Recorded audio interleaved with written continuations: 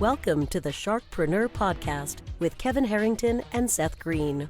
Kevin Harrington is the inventor of the infomercial, one of the original sharks from the hit TV show Shark Tank, and has generated over $5 billion in TV and digital direct response sales. Seth Greene is the world's first trusted authority on cutting-edge direct response marketing, a best-selling author, and the only 3-time Marketer of the Year nominee. On the podcast, Kevin and Seth interview Sharkpreneurs who share straight talk on what it takes to explode your business. Why do so many businesses struggle while others seem to explode overnight? Do you wish you had the secret to this type of exponential growth? Now, I've scaled more than 20 businesses to over $100 million, and it's not just luck. In my new book with Mark Tim, Mentor to Millions, you'll learn the repeatable framework I use in all my business ventures for massive success. Order at kevinmentor.com and get over $1,000 in bonuses. Head to kevinmentor.com. Welcome to the Sharkpreneur podcast. This is your co-host, Seth Greene. Today I have the good fortune to be joined by Jerry Fetta of Wealth DynamX. Jerry helps people unconfuse their money so they don't lose it, and so they can use it to build wealth now. As founder and CEO of Wealth DynamX, a wealth creation firm that helps clients across the U.S. build wealth, Jerry has a passion for providing financial education for families that causes them to build wealth and navigate their economic futures with certainty. Jerry, thanks so much for joining us. Hey, Seth, thanks so much for having me on. I appreciate it. All right, let's go back in time. I know that this isn't your first wealth creation firm. How did you get started? Yeah, that's a good question. So I was a personal trainer right out of high school. So I did bodybuilding, personal training. That was what I was going to do for life. And I started right away. And while I was doing that, I had a friend that got into the financial business. And he basically pulled me aside one day and was like, hey, you need to check this out. I hadn't been an entrepreneur yet. I didn't do anything with business or sales. Coinciding with that, when I was at the gym, I got promoted to head personal trainer, which meant sales manager. I just didn't know it yet. And so I closed the biggest package the gym had. It was a $3,600 personal training package. I thought I was going to make a ton of money, and I ultimately ended up making like $20. Oh my goodness, that's not much of a commission. Not much at all. So I texted my friend and I was like, hey, I wasn't interested. Let's look at this thing again, though, because I don't think I want to stay at the gym. And I kind of realized, someone at the gym would have to die or quit before I could get a better job. So he showed me the business and I really fell in love with it. It resounded with me. I've always been good at math and I've always liked helping people. And that really was what that presentation I had was showing was that, people are struggling with money, which is math. And they need help. And I knew that I could help them if I learned that information. Awesome. So take us through a little bit. That's the initial inspiration. Talk a little bit about how because you achieved some amazing results. You grew that firm before you started this one. Talk a little bit about the original journey. Yeah. So the original journey at first for me involved a lot of education, and it was a little bit confusing. I didn't have any business experience. I didn't go to college. I think from probably 7th grade till maybe the age of 18, I never picked up a book. Because I wasn't interested in anything they gave me in high school. So by the time I got into business, I didn't have any formal or informal education on the topic. So there was a lot of kind of skinning my knees up, trying to get, my business up and running. And that lasted honestly for a couple of years before I finally realized like I've got to go full bore at this thing. And I really got to understand it at the level that I understood bodybuilding. I couldn't half-ass it, and I couldn't just hope that people would call me and want to sit down and visit. Absolutely. So how were you able to make that firm so successful? The big thing for me was committing to understanding my product and understanding sales. I think that was, initially my biggest hesitation is I didn't want to be a salesperson because I grew up hearing bad things about salespeople all of my life. So by the time I got to the point of owning a business, it kind of was the way that I would put food on the table. And if I had disdain for it, if I had kids, they were going to be skinny ones. So basically what I ended up doing is I really dove in on sales. And I remember there was a moment back in 2015 when I first started this venture into sales where I was commuting from Alaska to Minnesota. So I lived in Alaska. I was flying down to Minnesota. I was seeing clients for Dave Ramsey, and then I'd fly back up, and that was every 2 or 3 weeks.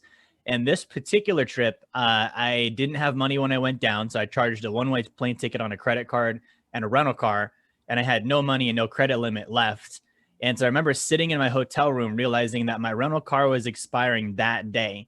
And I was going to run out of hotel room the next day, and I hadn't closed any business and I had no money, and it was February in Minnesota. So at that point, Seth, I basically was like, all right, I need to just do this. I need to go out there. I need to close a deal. I need to get some business. I need to help a client, and I need to figure out a way to get back home. And I'll never let myself be in this position again. And that was for me the turning point of when things really begin to improve. And I think it was just the reality of if I don't do something, it can get this bad or worse. Wow. So obviously that helps you relate to clients that because you have experience where you have gone through some financial challenges. What led to the creation of Wealth DynamX? Yeah, that's a great question. So Wealth DynamX is kind of an evolution of my first business and financial services. And really it was understanding the reality of how money works and how the economy works.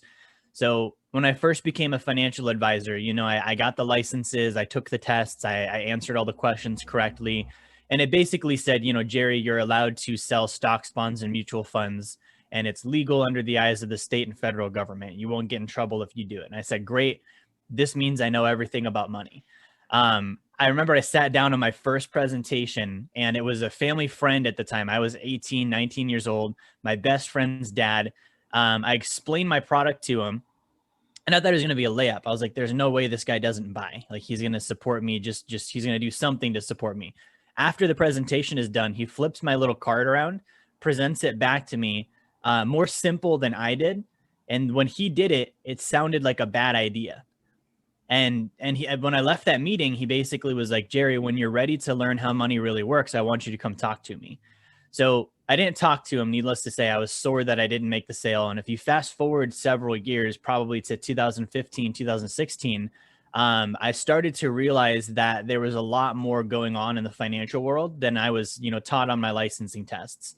Present time, GameStop, all that happened yesterday, right?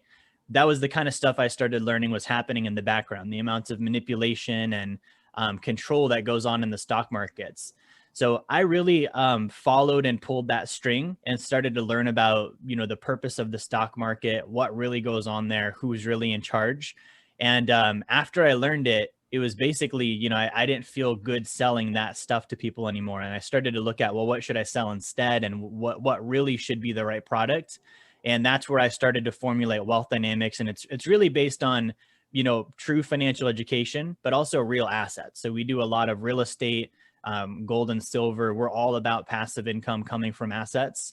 And we really don't do anything with the stock market any longer. All right. So you talk about how people can make money while paying off their debt at the same time. I don't want you to spill the secret sauce, obviously, but give me an example. Just talk a little bit more about that, because obviously that sounds like a pretty attractive deal, right? Yeah. So that's a great one. Basically, when someone has debt, there's usually two schools of thought. The first school of thought is let's pay all of it off right away as fast as we can with all of our cash. And the second school of thought is, okay, well, if it's a low interest rate, then let's string the debt out over time and let's pay as little as possible because it's quote unquote cheap money.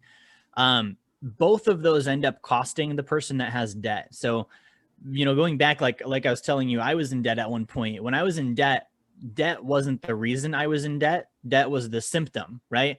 The reason I was in debt is I didn't have money. So because I didn't have money, I had to borrow someone else's. And then with debt, the way that it works is the bank is not really interested in the interest. They're interested in the monthly payment.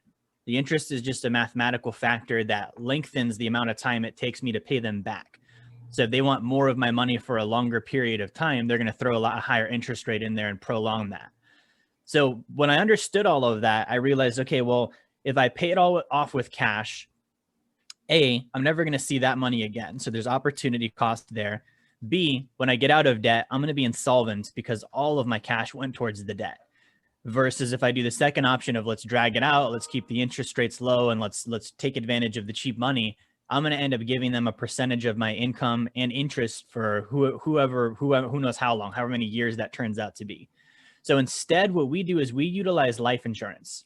So we take something called a whole life insurance policy. We structured a particular way where you're putting almost all of the money towards cash. Almost none of the money goes towards insurance costs. And we basically take that money that we've got in this policy, we line the debt up balance by balance, smallest to largest. We'll borrow against that policy and use it to pay off the debt, knock it out, pay the policy back with what used to be the minimum payment on the debt. And we just continue going down the line until all of them are knocked out. The benefit of that, Seth, is the policy grows at a positive rate of about 3 to 5%. And then the interest cost when I borrow on that policy is only about 2 to 3%. And so when I'm doing this, the capital that I've put into this policy, it's still growing the entire time I'm paying off the debt while I'm using it. And so by the time I'm done, I'm out of debt. I've got all that interest saved, payments freed up, plus my cash has been growing for me the entire time. Absolutely fascinating, and not necessarily advice they get from a traditional financial advisor. You also talk about not paying taxes and getting away with it. I'm hoping we're talking about tax avoidance and not tax evasion, because I don't look good in orange, but tell us about your tax philosophy. Yes. So definitely tax avoidance. We don't want a Willie Nelson scenario. So basically with taxes, the tax code is what this all goes back to. So a lot of people, they're aware of paying taxes. They're aware of the IRS. They're not aware of the Internal Revenue Code. And that's the tax law. That's where all of our taxes come from. If you take the Internal Revenue Code and you break it down into just the tax law, not the case notes or the supporting documents, it's about 6,000 pages long, and only about 0.05% of that document has anything to do with paying taxes, which means the rest of it is not paying taxes. It's loopholes and ways out. So when I learned that, I started trying to figure out why. And I was like, well, why would it be all about not paying taxes? And it went back to who wrote the document. And there's two parties that write this. There are businesses, so they'll pay attorneys to write, a proposed tax bill, and then they'll hire a lobbyist, and that lobbyist will go court a politician and then get that bill passed as law. They don't want to pay taxes, and so that law is going to be something that benefits them and their industry in the form of not having to pay taxes, based on certain things that they're doing in their business. They wrote it. Everyone can do it though. And a good example would be on a vehicle. You can do something called a Section 179 deduction. I can write off the cost of a heavy vehicle for my business. I may not own a fleet business, which is primarily who that's for, but I can still use that deduction to my advantage if I own a heavy SUV or a truck. The second party that writes the tax code is, Congress and themselves. They're going to put laws in the tax code. They're typically trying to incentivize behavior. So if they want to see more housing, they're going to put tax incentives on housing. If they want to see more oil and gas production, they're going to put tax incentives on oil and gas. So when you understand that, those are the two parties that wrote it. Those are the reasons why they wrote it. And if we just play the rules of that game, taxes really kind of become an option. That is absolutely fascinating. What are some of the biggest mistakes people make with their money that you're helping them fix, other than what we just talked about? Yeah, so I would say the biggest mistake is not understanding it. And that's kind of chiefly where it starts out. That one is tough because it's everyone's responsibility, but it's not anyone's fault because we aren't taught that, right? So we don't go through school learning about money, finances, any of that stuff. So we kind of come out educated on other stuff, but we don't know what we're going to do with the thing that we're working for, right? So that's the biggest mistake, is not understanding it. What that leads to is trading it for the wrong things. Right. So when we work, we earn a dollar. That dollar is currency, and that currency is supposed to be exchanged for other things. And so when we exchange it for other things, hopefully we're exchanging it for something that gives us more benefit than what it costs. And if we do that enough times, we can become wealthy. Well, the lack of understanding on money causes us to exchange it for things that don't have the value, whether that be a car or a vacation or, a loan or whatever it might look like. And if we stack that up enough times, it causes us to be poor. So those are really the two big ones. And I think most bad decisions stem from those two things.